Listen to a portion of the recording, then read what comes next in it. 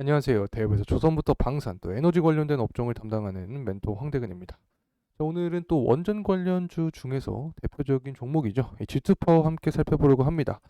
현 시점에서 이 원전 테마를 보게 되면 원전 섹터를 보게 되면 이 정부가 굉장히 많은 도움을 주고 있는 상황인데 어떻게 보면 이제 전환의 시점이 다가왔다라고도 생각이 듭니다. 이 주가 역시 관련된 모멘텀을 받아줄 필요가 있다라고 보는 상황인데 이 결국에는 장기적인 방향성이 어떻게 될지가 굉장히 중요한 포인트가 되겠죠. 그래서 금일 같은 경우에는 우선 이 수급적인 측면을 통해서 어떤 흐름을 보여주는지 확인을 해보고 이 계속되는 원전에 관련 긍정적인 이슈들을 체크를 해보겠습니다. 자, 그리고 이 가격의 흐름대죠. 이 기술적인 분석을 통해서 언제쯤 이 전환점이 발생할지 알아보도록 하겠습니다. 그리고 저희 대업 정말 다양한 전문가들이 각각의 업종을 전문적으로 분석을 하고 있는데 많은 관심 부탁드리면서 또 제 영상을 보시면서 구독과 좋아요도 한 번씩 해주시면 이 G2파워 관련된 영상 여러분과 계속해서 함께 할 수 있으니까 많이 부탁드립니다. 자, 우선은 이 수급적인 측면을 먼저 살펴보려고 합니다.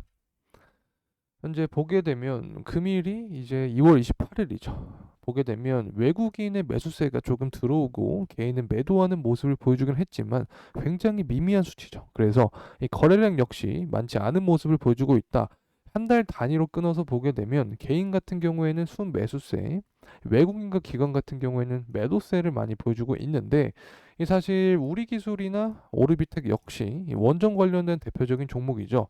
자, 이 두 종목들은 이 G2파워와는 조금 반대되는 이 성향을 보여주었습니다. 이 두 종목은 이 개인은 이 매도하는 모습, 또 외국인과 기관은 매수하는 모습을 보여주었지만 이 G2파워만 좀 특징적으로 외국인과 기관이 매도하는 모습, 또 개인이 매수하는 모습을 보여주고 있다. 이런 점 말씀을 드립니다. 하지만 방향성 자체는 사실 원전 테마가 형성이 되면 관련된 원전주들이 순환 매수가 발생하면서 이 주가 역시 상승할 수 있는 부분이기 때문에 앞으로의 방향성이 굉장히 중요하다라는 점이죠. 일단은 왼쪽을 보게 되면 현대건설이 이 원전 2기를 했다. 이 원전 2기에 대한 수주를 코앞에 두었다라는 이야기가 나오고 있는데 이 아랍에미리트에서의 이 바라카 원전 이후에 15년 만에 최초로 발생하는 부분이죠. 그래서 이러한 점이 유의미한 점이다라고 설명을 드릴 수 있고 앞서도 설명을 드렸지만 정부가 계속해서 도와주고 있는 상황입니다. 이 정부의 원전 생태계 이 복원을 위한 노력을 하고 있고 또 한국의 이 원전 지원책이 지속이 되면서 유럽이나 다른 국가 등으로 이 공공기업뿐만 아니라 또 민간 기업의 이 해외 수주가 다시 재개가 되고 있는 만큼 이 관련된 모멘텀이 존재한다라고 설명을 드릴 수 있습니다. 사실 지난 정부와 또 비교를 해보면 전혀 다른 양상으로 흘러가고 있는 부분인데 지난 정부 같은 경우에는 탈원전이 존재를 했죠. 그래서 이 원전에 대한 가동률의 감소부터 시작을 해서 원전 강국에 대한 위상이 감소를 했는데 이번 정부 같은 경우에는 원전을 중심으로 이 정부의 정책을 세워나가는 상황입니다.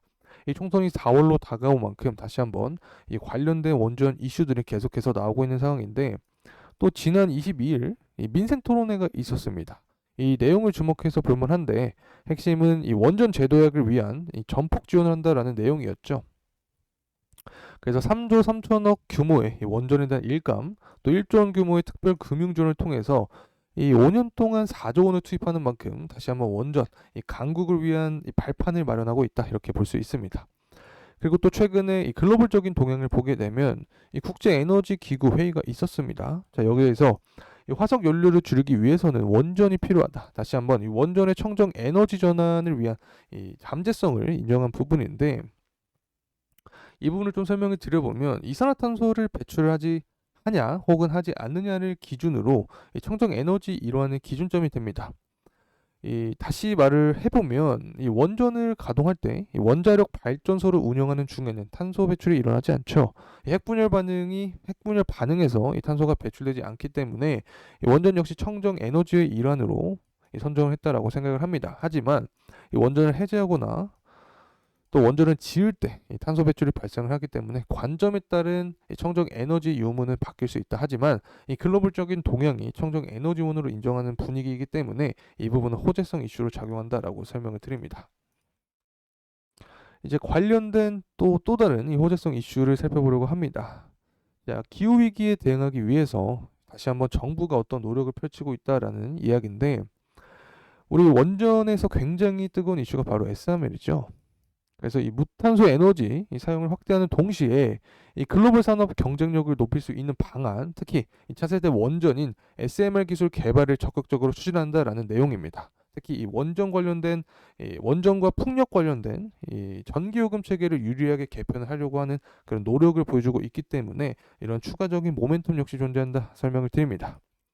이제 가격적인 측면을 알아보도록 하겠습니다. 현재 가격대는 8,940원 구간의 가격대를 형성하고 있는데 이런 업황적인 이 좋은 측면과는 비교했을 때 주가의 흐름은 지지부진한 구간이다라고도 설명을 드릴 수 있습니다. 그래서 현재 가격대를 더 벗어나서 강한 상승, 이 지난 가격대 흐름과 같은 이 강한 상승이 나와주기 위해서는 결국에 원전 테마가 한번 형성이 되면 이 주가에 강한 폭을 보여준다라고 설명을 드릴 수 있고, 가깝게는 11차 전력 기본 수급 계획이 있죠. 11차 전기본에서 해외 원전 수주 모멘텀, 이 해외 원전 수주 내용과 관련된 이슈가 나오면 주가 상승 여력이 충분히 남아 있다. 그리고 대선도 있죠.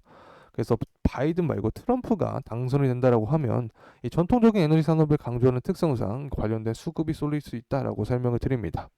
그래서 현재 구간은 우선 매물대가 많은 구간이기 때문에 이 돌파의 유무가 중요하고 12,500원 구간을 뚫어준다면 상방에 대한 이 모멘텀, 상방에 대한 그 가격적인 범위는 더 강하게 존재한다라고 설명을 드립니다. 자, 이상으로 G2파워에 대한 영상 마무리하겠습니다. 끝까지 시청해주신 모든 분들께 진심으로 감사의 말씀 드립니다. 감사합니다.